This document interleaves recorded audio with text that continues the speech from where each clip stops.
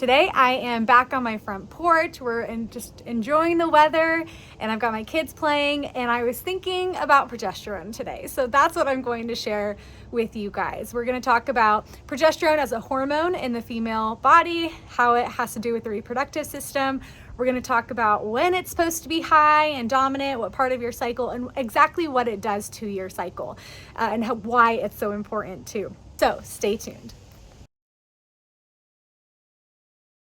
My name is Haley and I work for an OBGYN clinic teaching women and couples how to chart their cycles, either to achieve or avoid pregnancy, and also just to manage their fertility. So today I'm talking about progesterone. I'm talking about, this is the dominant hormone in the luteal phase of the cycle. So the post-ovulatory phase, usually the second half of a woman's cycle. And so last week, I talked a lot about cervical mucus, which you may have seen, and how estrogen plays a huge part in producing that cervical mucus. And estrogen is the dominant hormone in that first half, or the pre-ovulation phase of the cycle. So now we're talking post-ovulation. This is when progesterone kicks in. So there's a natural ebb and flow between estrogen and progesterone. So in the luteal phase, the latter half of the cycle, that post-ovulation phase, progesterone rises, and it does a few things. So the first thing progesterone does is that it prevents ovulation from happening again. So ovulation only occurs one time in every single woman's cycle, no matter how long her cycle is, whether it's like the typical 28 days or she has 100 days of a cycle. It only is going to happen one time. So once it happens, progesterone kicks in and prevents it from happening again. The second thing that progesterone does is it actually causes the woman's body temperature to rise. And this is a really, really cool phenomenon. So if any of you have ever raised baby chicks growing up, and you had either the Home Depot bucket or whatever fancy bowl that you put all the eggs in, there was always a heat lamp over those eggs, and that was vital to making sure that the eggs were able to grow and hatch into baby chicks. So the woman's body does the exact same thing. So every single cycle, whether a woman is pregnant or not, when progesterone rises after ovulation, it causes a woman's body temperature to rise. And so this is why you may have heard of women taking their temperature every morning to pinpoint when ovulation occurred. And this is why. It's a very slight temperature rise. So it's not like you're gonna go from 98.6 to 100 degrees or something it's a very, very slight rise, but when you know how to take it and you know how to read it correctly, it can be super helpful to take your temperature every morning to figure out when ovulation happened. So that's just the second really cool thing that a woman's body does. Again, whether she's pregnant or not, her body temperature is going to rise post-ovulation, just in case she is. Because here's the kicker. Every single cycle, no matter whether a woman gets pregnant or not, her body is preparing for pregnancy. So with this progesterone in this post-ovulation phase, it takes a woman's body about 2 weeks after ovulation to recognize whether she's actually pregnant or not. And so it doesn't know right away. So no matter what, your body is going to act as if it is pregnant, so that in case pregnancy did occur, your body can sustain that new life. Now, if pregnancy didn't occur, and after about 2 weeks, your body starts to recognize okay, not pregnant, I don't need all of these things that I've been prepping for, right? That's when progesterone will drop and you have your next period. So first thing was that it prevents ovulation from happening again for the rest of that cycle.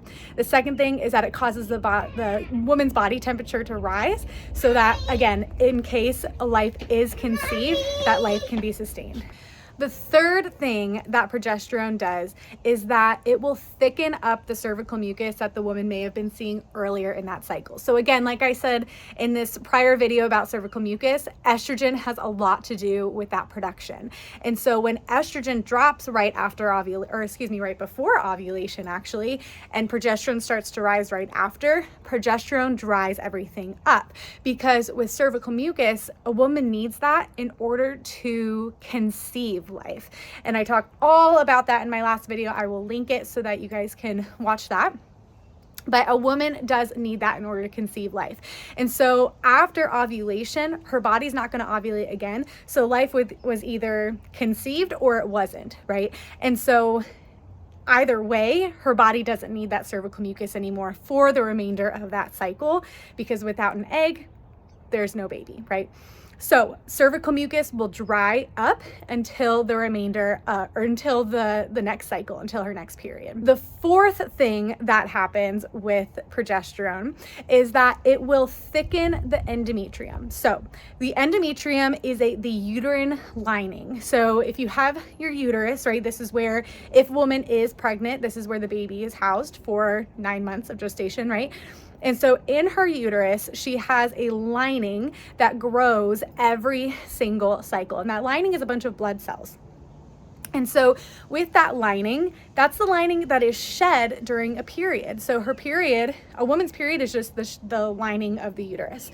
And so every single cycle, it's starting to build back up and thicken and thicken and thicken. And so progesterone enriches this uterine lining, or the endometrium. It enriches it, it thickens it, so that, again, if a baby is conceived, if there is new life, this is where the baby will implant and receive nutrients from. This is such an important thing that the woman's body does, is it thickens up that endometrium, or that uterine lining, so that, again, remember, if a baby is conceived, the baby has a place to kind of nuzzle in and implant. Now, if there's no baby conceived, the uterine lining will still thicken and grow, but a woman will have her period, which is the shedding of that lining, to know once her body recognizes that she's not pregnant. Now, one other cool thing about the endometrium is that when it's being thickened by the hormone progesterone, it starts to have these little cavities that show up in the middle, and they get more and more condensed cavities. And these cavities, what they do is they produce a certain type of fluid that's really, really nutrient filled. And again, it is all for the potential conception of new life. So if there was a baby that was conceived and is implanted in the endometrium, then the baby will have that nutrient-filled fluid to receive nutrients from, so that it can continue to grow and sustain throughout a pregnancy. And so progesterone has a whole lot to do, a whole lot of importance with preparing the woman's body for pregnancy. And I cannot stress this enough. This happens every single cycle. If the woman's body, after about 2 weeks after ovulation, if her body recognizes that she's not pregnant, okay, it doesn't need the high temperature anymore. It doesn't need the endometrium anymore. It doesn't need the dry cervical mucus anymore. All of that from progesterone will drop, because your body doesn't need that anymore, and the woman starts her cycle all over again. That's when she'll have her period.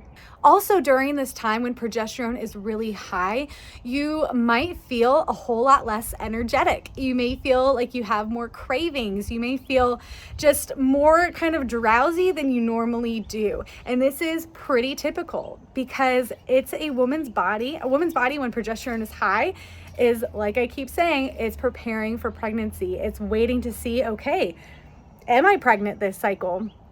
And so it just really tries to slow everything down. I kind of think of like a mother hen who, when she lays her eggs, she just kind of wants to sit there and crouch and do nothing else.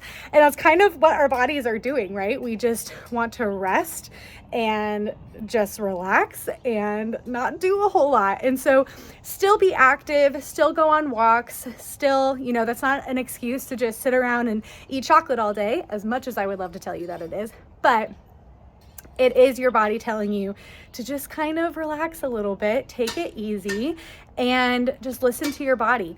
So as a recap, progesterone, which is that hormone that rises in the second half of the woman's cycle, so that luteal phase, that post-ovulation phase, there are 4 main things that happen when progesterone is high. So the first thing is that it prevents ovulation from happening again for the remainder of that cycle. So once ovulation happens once, it's not going to happen again. The second thing is that it causes the woman's body temperature to rise. Third thing is that it dries up all of the cervical mucus. So if estrogen produces all that cervical mucus pre-ovulation, progesterone dries all of it up post-ovulation. And the fourth thing that progesterone does is that it thickens the endometrium, which is that uterine lining, and also produces those cavities so that it fills with nutrient-filled fluid. So that is progesterone for you. Those are all of my thoughts on progesterone today. So thanks for sticking around today. Every week I put up new videos about women's reproductive health, fertility, and all things about the cycle. Please subscribe to this channel if you want to know more about your health and fertility as a woman, and I will see you guys next week.